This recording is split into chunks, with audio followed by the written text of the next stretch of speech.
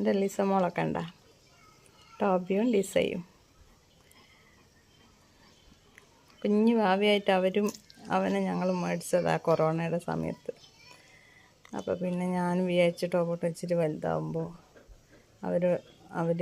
അവർക്ക് വളർത്താൻ പറ്റാത്തൊരു സിറ്റുവേഷനായി. അപ്പോൾ ഞാൻ പറഞ്ഞു ശരി നിങ്ങളിങ്ങ് കൊണ്ടുവിട്ടേരുന്നാണ്. അങ്ങനെ ഇവളെയും കൊണ്ട് അവർ വന്നത്.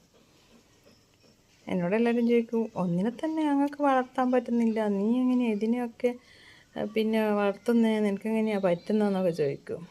ഞാൻ പറയും ഒന്നും നമുക്ക് പറ്റാണ്ടില്ല, എല്ലാം പറ്റും. പക്ഷെ നമ്മൾ എന്ത് ചെയ്യണമെന്ന് വെച്ചാൽ നമ്മൾ ഇഷ്ടപ്പെട്ട് ചെയ്യണം എന്ത് കാര്യം. അത് കിച്ചണിലെ ജോലിയാണെങ്കിലും ഇവരെ വളർത്തുന്നതാണെങ്കിലും എന്ത് സംഗതിയും നമ്മൾ ഇഷ്ടപ്പെട്ട് ചെയ്യുകയാണെങ്കിൽ നമുക്കതൊരു റിസ്ക് ആയിട്ട് തോന്നത്തേയില്ല.